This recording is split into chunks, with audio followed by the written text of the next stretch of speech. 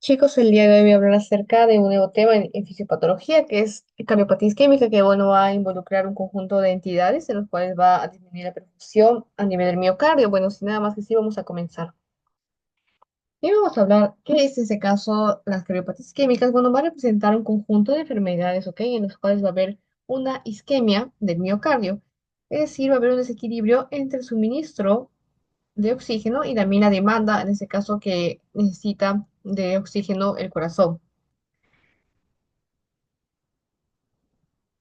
Como vemos acá, la mayoría de casos obedece, por ejemplo, como causa a lesiones ateroscleróticas. Quiere decir esto que se debe a un acúmulo de placas, por ejemplo, de colesterol, o sea, de grasa a nivel de las arterias, o se considera como principal causa de la cardiopatía isquémica la aterosclerosis.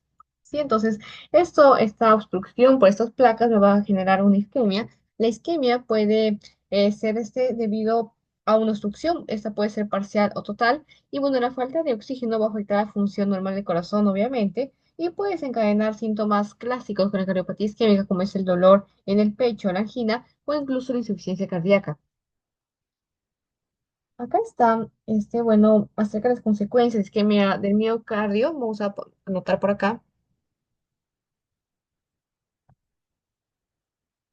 En este caso se encuentra que producto de isquemia del miocardio tenemos consecuencias como es la menor producción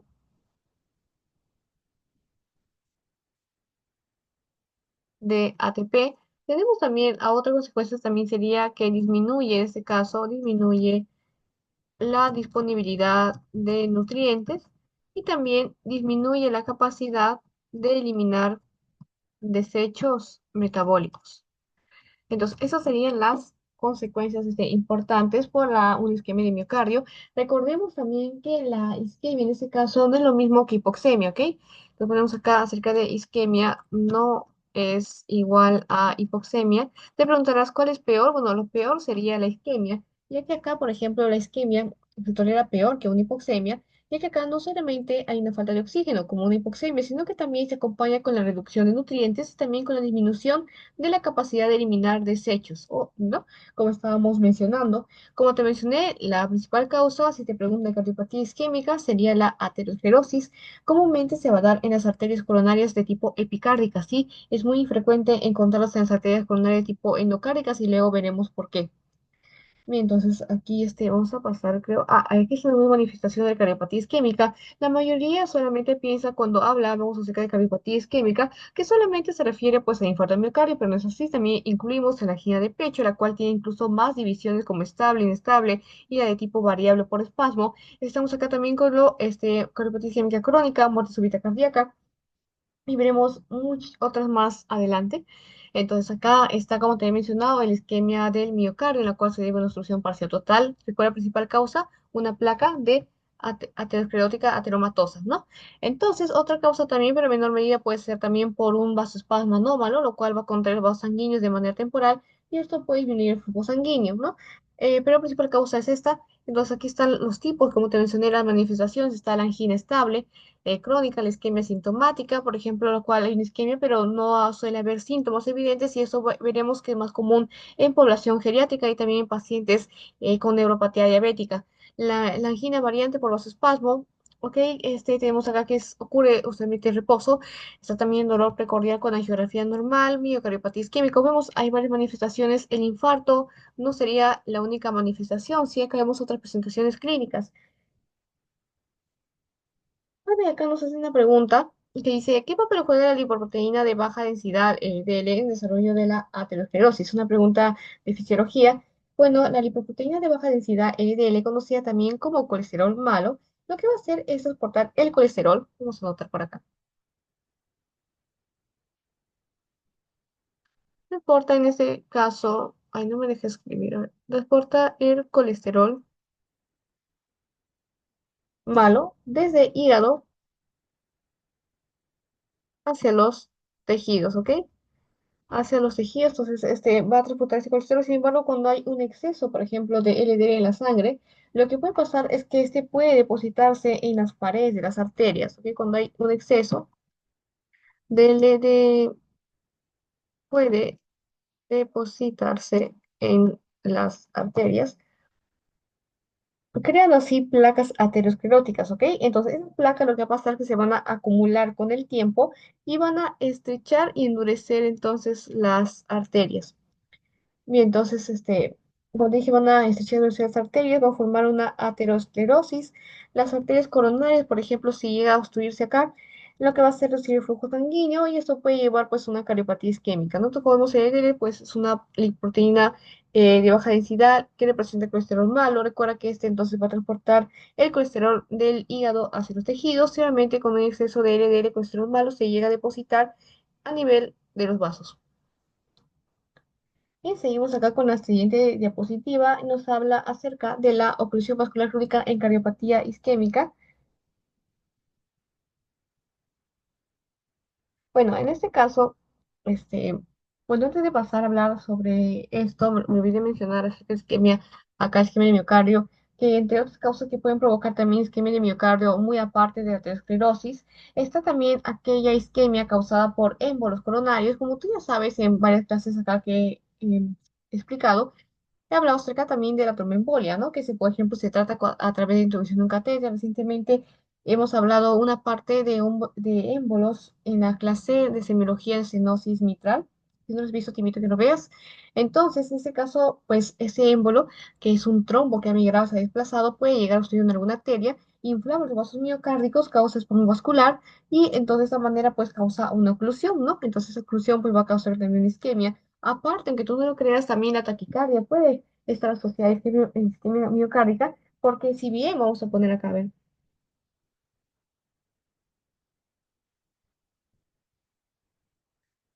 si bien la taquicardia, por ejemplo, aumenta la demanda de oxígeno porque hay más contracciones por unidad de tiempo, pero al mismo tiempo tenemos que el tiempo de como está.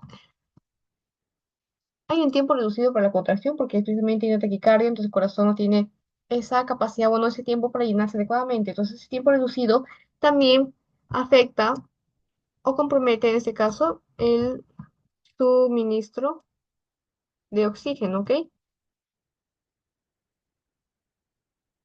Al reducir el tiempo de la diástole,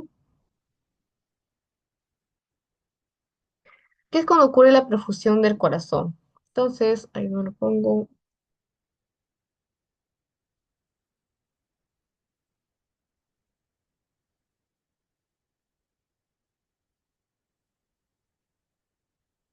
Entonces, acá estamos. Bueno, acá entonces, como te mencioné, la taquicardia lo que va a hacer es aumentar la demanda del oxígeno, ¿ok? Pero a la vez también, en el momento que se aumenta la demanda de oxígeno, pensaría entonces, ¿por qué habría cardiopatía isquémica? Porque recuerda que hay dos fases en la contracción, sístole y diástole. Recuerda que en la sístole se da la contracción y en la diástole se da la relajación, la cual es imprescindible porque en la diástole se da la relajación y acá el corazón se llena de sangre y también se perfunde más, donde va a haber mayor perfusión será en la diástole.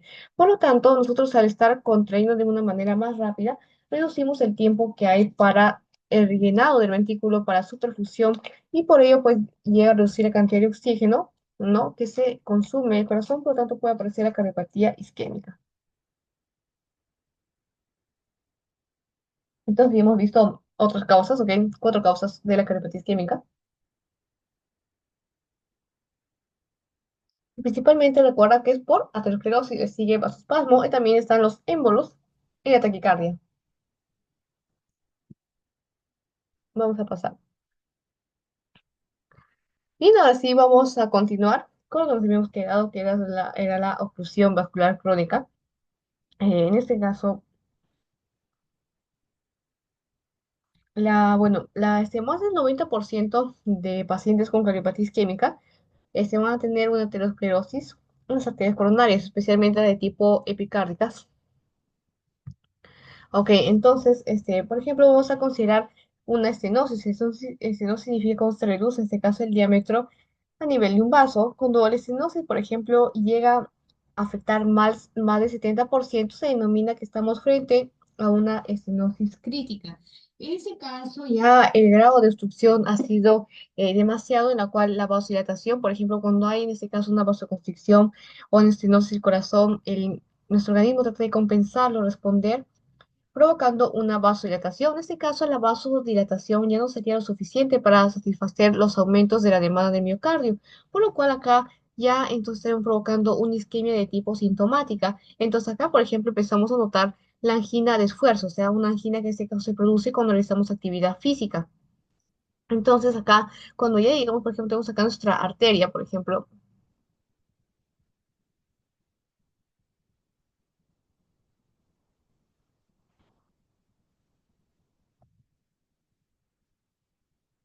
tenemos en este caso nuestra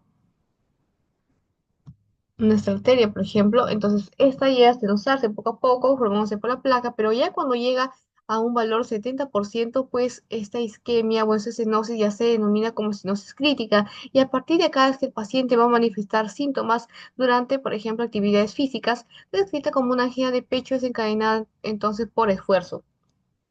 Cuando, en este caso, la obstrucción va, por ejemplo, a llegar al 90%, ya sería más 70% ya al 90%, mira, entonces aquí se va a manifestar angina incluso durante el reposo. Vemos que acá ya llegamos a un nivel más grave. Entonces seguimos por acá acerca del desarrollo de instrucciones. Bueno, en general, pues como tú ya sabes, las cardiopatías isquémicas suelen ser algo silenciosas, ¿ok? Se van a desarrollar lentamente y eso, esa formación lenta también el organismo trata de responder formando circulación colateral. Recuerda que siempre tu cuerpo va a tratar de compensar o responder ante algún problema o algún desequilibrio. Entonces puede crear una formación colateral, la cual puede aliviar los efectos de la estenosis al permitir que lleguen otros canales para perfundir al miocardio que ya está en riesgo. ¿Ok? Entonces, con la circulación colateral como respuesta. Y bueno, con respecto a la localización, seguramente preguntarás dónde se localiza en este caso las placas ateroscleróticas con mayor frecuencia. Bueno, es más comúnmente ubicarlas a nivel, por ejemplo, de los primeros, a nivel de los vasos coronarios epicárdicos, pero si hablamos específicamente, podemos encontrar que las clínicamente importantes, vamos a escribir por acá.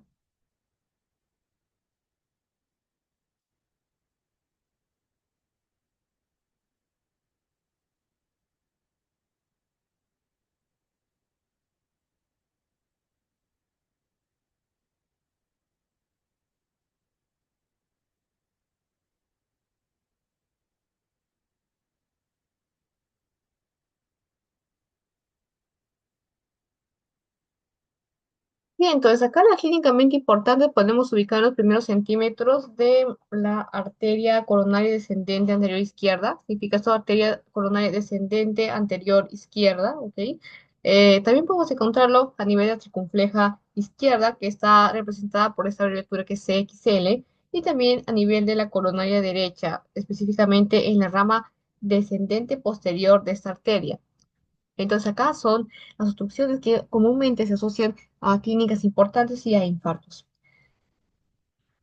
Bueno, con respecto a la afectación, en ese caso, porque tenemos también arterias o ramas de tipo epicárdicas y también las intermiocárdicas, que son las penetrantes, y las otras que son las superficiales. Bueno, comúnmente suele afectar aquellas arterias que son superficiales, ¿no? O sea, por ejemplo, ¿dónde está? Ay, bueno, son las superficiales, ¿ok? Pero obviamente será menos común encontrar alguna obstrucción a nivel endocárdico, o sea, a nivel de una rama penetrante. Y bueno, como tú ya sabes, pues al igual que el tratamiento de un trombo, cuando se forma, pues el tratamiento, bueno, para acceder a la mayoría de estenosis aterosclerótica se utiliza un cateterismo coronario. Los catéteres, y bueno, seguimos por acá. Hablamos acerca del cambio agudo de las placas en la cardiopatía isquémica. Bien, como estaba mencionando, lo que está pasando entonces a nivel vascular es que está formándose una placa, ¿verdad? Esta placa, por ejemplo, suele estar así, digamos, estable, pero va a llegar un momento en que puede fisurarse, ulcerarse, erosionarse, por lo cual este cambio, cualquier cambio que le esté pasando a nivel de mi placa se denomina como un cambio agudo. Entonces, entre los factores de riesgo, pues para desarrollar la cardiopatía isquémica va a depender mucho de esta placa, porque encontramos que va a depender del número de placas, de la distribución de la placa, de la estructura de la placa y también del grado de obstrucción de la placa ateromatosa. Entonces, por ejemplo, entre los síntomas, como estaba mencionando, tengo las manifestaciones, se incluyen pues un infarto de miocardio, angina estable. Obviamente, la manifestación va a depender mucho también de la placa, ¿ok? Si ya estoy totalmente un infarto, si obstruye parcialmente una angina. ¿Cómo se manifiesta, por ejemplo, inicialmente los síntomas de un síndrome coronario, como dice acá el inicio?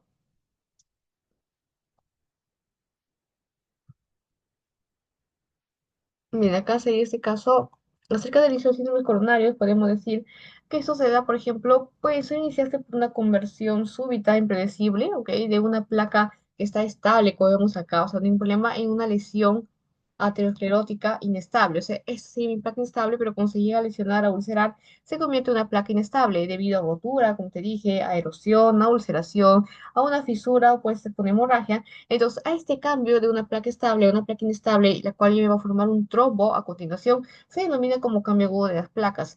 Entonces, ¿qué sucede cuando ocurre un cambio agudo de las placas? Cuando ocurre un cambio agudo a nivel, en las placas, generalmente está asociado a una inflamación intralesional. ¿Ok? Entonces se está precipitando, como estaba mencionándote, se va a formar acá un trombo que va a estar superpuesto en la placa. Imagínate un trombo más la placa, pues va a obstruir de manera, puede ser parcial o completamente la arteria. Por lo tanto, pues ahí empezaría a manifestar los síntomas de un síndrome coronario. En los tratamientos que podemos, para ayudar a reducir los episodios coronarios agudos, todavía no se ha confirmado, si los regímenes inflamatorios intensivos, ¿ok? Pueden reducir episodios coronarios, pero veremos adelante el tratamiento cuando ya nos da, por ejemplo, alguna de esas, manifestaciones, ¿ok? Con respecto, bueno, acá vamos, antes de pasar a hablar acerca de la angina, hacemos un pequeño repaso de todo. Como es muy corto, no sé si escribirlo o no. Vamos a, bueno, ya. Aquí, por ejemplo, hemos visto acerca de la cardiopatía isquémica, la cual se referencia a un conjunto de enfermedades, no solamente al infarto, ¿ok? Entonces, la cual, pues, la demanda de oxígeno va a supera el aporte de oxígeno que recibe el miocardio. Tenemos casos en el cual se dice estenosis leve, no, estenosis crítica, mejor. A partir, cuando se obstruye el 70%, se empieza a manifestar una angina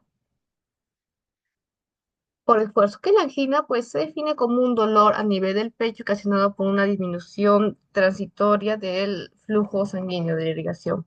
Y cuando la estenosis ya es severa, del 90%, la angina, ese dolor en el pecho, se va a dar incluso en reposo. Hemos visto manifestaciones como son la isquemia de miocardio, veremos a la angina estable a continuación, a la inestable, a la angina variante, también no mencionaremos. Hemos visto acerca del cambio agudo de las placas. ¿A qué se referencia un cambio agudo? A que cambia una placa ateromatosa estable a una placa inestable. En la placa estable, ¿ok? Acá, por ejemplo, no hay ningún cambio, está, por así decirlo, intacta. Se está formando mi cúmulo de grasa, que no pasa nada. La placa inestable es cuando ocurre ya alguna fisura, ulceración, la cual hace que mi placa estable ahora se convierta en una placa inestable. Y en consecuencia se va a formar un trombo superpuesto y este va a ocluirme a nuestra arteria parcial totalmente. Y bueno, entonces es lo que hemos visto hasta ahora acerca de la cardiopatía isquémica. Recuerda que la principal causa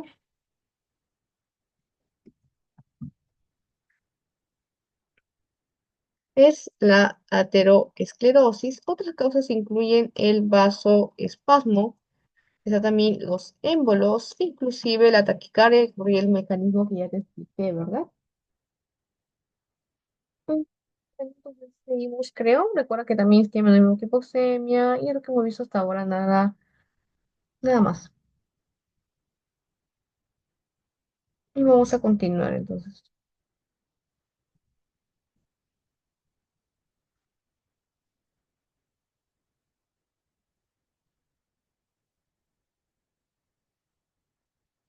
Nos haremos hablar ahora acerca de la angina. Ok, entonces, la angina, vamos a clasificar en angina estable, inestable, y también angina variante o de Prismante, creo que se llama así. Entonces, empezaremos a hablar acerca de la angina estable. Bueno, la angina estable se va a deber a un incremento, como se acá, de la demanda de oxígeno en el corazón, que va a superar la capacidad de aporte que le va a llegar hacia el corazón, ¿ok? O sea, en este caso, por ejemplo, vamos a escribir por acá.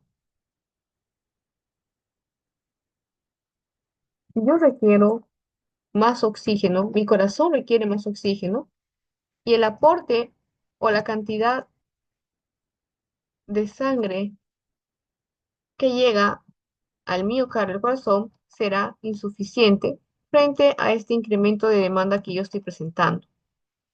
Por lo tanto, yo no lo voy a encontrar en reposo, ¿no? Entonces, ¿dónde lo encontraré? Cuando esté haciendo ejercicio, cuando esté estresada, en algún factor, una emoción fuerte, por ejemplo, que pueda desencadenar, pero más que todo está asociada al ejercicio. Entonces, en mi paciente, por ejemplo, seguramente ya tiene una obstrucción a nivel de los vasos, o sea, una placa, pero algo importante que recuerdes que esta placa va a ser de tipo estable. ¿Ok? Mientras que la angina establemente la placa será inestable. Entonces, placa estable significa que no hay cambio agudo. Por lo tanto, puedo decir que en este caso mi plaquita pues no va a tener ningún cambio, no va a estar ulcerada, ni rota, ni ninguna cosa, realmente va a estar estable, va a estar aquí pues obstruyendo parte del vaso. Entonces, cuando mi paciente, por ejemplo, experimente alguna situación en la que requiera mayor oxígeno, por ejemplo, se ponga a hacer algún deporte, se estrese, se enoje demasiado, ¿no? Va a sentir entonces un dolor súbito a nivel del pecho, y entonces podemos decir que está experimentando una angina estable. Como dice acá, no se asocia con una disrupción de las placas ateroscleróticas. Ahora pasaremos a hablar de nuestra angina estable, la cual va a ser algo diferente con lo que estamos viendo a continuación. Entonces vamos a de por acá, ok. Aquí la angina inestable, como te dije, bueno, acá sí la placa va a ser inestable, como indica también su nombre, en la cual que ha habido un cambio agudo. Es decir, que mi plaquita, pues seguramente se ha ulcerado, se ha roto, por lo cual mi paciente, pues, va a presentar este tipo de angina. Obviamente la más grave sería de tipo inestable, ¿ok? Entonces acá lo va a llevar a una reducción parcial o transitoria de flujo sanguíneo, en algún, o sea, porque ya en este caso se va a formar, como te dije, como se rompe la placa que se formaba, un trombo, ¿no? Entonces, este trombo me va a obstruir en este caso la perfusión.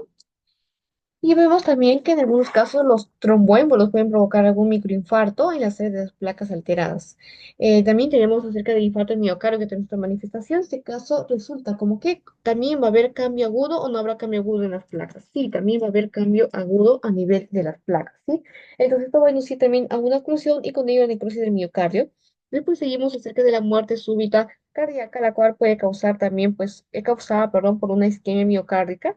En este caso, la isquemia ha producido algo muy lamentable, que es- aquí la isquemia ha producido una arritmia. Esta arritmia ventricular ha llevado a la muerte del paciente. Entonces, de esta manera también se da una muerte súbita cardíaca. Todos nos preguntamos por qué entonces el paciente murió a veces, ¿no? Si de repente no tenía algún infarto, ¿no? Tenía alguna otra, o sea, lo vimos con un dolor en el pecho. Entonces, ¿por qué murió de manera súbita? Precisamente podría haber sido la causa una arritmia ventricular y eso termina entonces con su vida, ¿no? Sigo con la siguiente positiva. Vamos a hablar acerca de la isquemia de miocardio sintomática. Hasta acá hemos visto acerca de la isquemia pues sintomática, ¿no? Lo cual hemos estado con angina, pero acá hablaremos acerca de una isquemia tipo sintomática. Entonces, porque de aquí ya sabes que no todas las isquemias pues se manifiestan, incluso hay algunas que son asintomáticas. Por lo general esta enfermedad suele desarrollarse lentamente, pero también suele presentar síntomas, pero hay algunos casos en los cuales las personas no van a tener ningún síntoma. Entonces acá se desarrolla una isquemia de miocardio de tipo sintomática. Esto va a ocurrir cuando el corazón no recibe suficiente oxígeno. Sin embargo, no experimenta síntomas, ¿ok? Típicos como la angina, o sea, acá no va a haber angina. Entre las causas principales nuevamente se encuentra la aterosclerosis, también está el vasoespasmo, como lo hemos visto en la forma general. Te preguntarás, ¿a quiénes más afectará la isquemia de miocardio sintomática? ¿No? ¿En qué población se desarrollará? Se encuentra en personas, por ejemplo, que han tenido como antecedente algún infarto de miocardio. Pacientes, por ejemplo, que tienen con angina, pueden presentar episodios sin dolor. Y también podemos, pues, las poblaciones que usualmente encontramos son aquella población geriátrica y también con neuropatía diabética, ¿sí? Sabes que la diabetes está asociada mucho en la cual se pierde la sensibilidad, ¿no? Por ejemplo, por eso que se asocian más amputaciones, porque los pacientes, por ejemplo, caminan y no sienten que tal vez tienen alguna piedrita, ¿no? Entonces, que no se pierde la sensibilidad por la neuropatía, por el daño a nivel nervioso. Entonces, pues esta explicación, bueno, como posibles explicaciones a la ausencia de dolor, como te dije, está que los episodios, por ejemplo, pueden ser más cortos y pueden afectar, en este caso, menos tejido. Como afecta menos tejido, pues el impacto también no es tan grave. Puede ser que también disminuya el umbral del dolor, que, como te dije, donde ocurre la neuropatía autonómica, o sea, por diabetes, en la cual se pierde la sensibilidad de los nervios que van a transmitir el dolor, especialmente en pacientes con esta patología.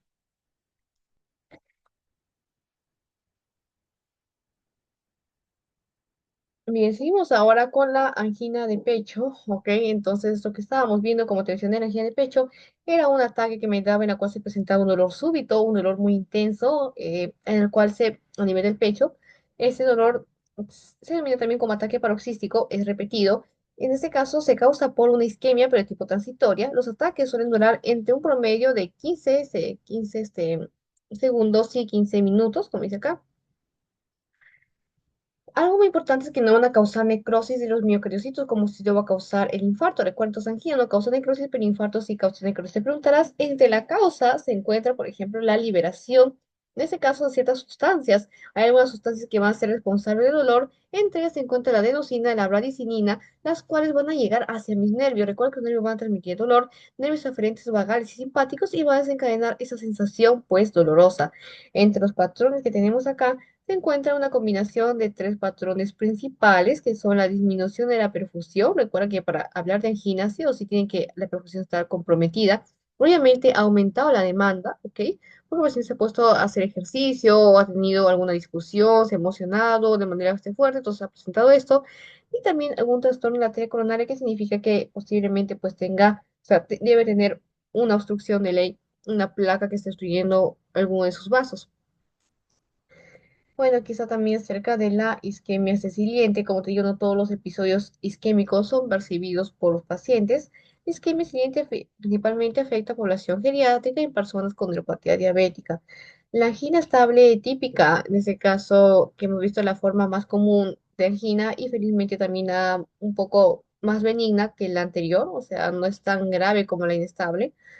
Como te dije, se debe a un desequilibrio entre la perfusión coronaria y también la demanda de oxígeno. Es decir, que yo requiero, por ejemplo, en cierta situación, al momento de ese reporte, mayor demanda de oxígeno por mi corazón, y obviamente por esta obstrucción, el aporte también se va a ver disminuido, por lo tanto, se va a aparecer acá la angina estable, la cual solamente se va a desencadenar por actividades que aumenten las necesidades del corazón, por ejemplo, ejercicio físico, excitación emocional, estrés psicológico, pero nunca aparecerá, por ejemplo, el reposo.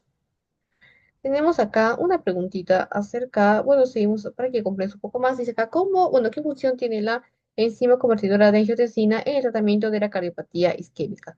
Bueno, la enzima convertidora de angiotensina va a jugar un papel crucial, ¿ok? En el sistema de angiotensina, porque lo que va a hacer es regular la presión arterial, como tú ya sabes, por fisio, y también el equilibrio de líquidos, porque también se trata de una hormona que va a regular este caso. Entonces, la ECA va a convertir la angiotensina 1 en angiotensina 2.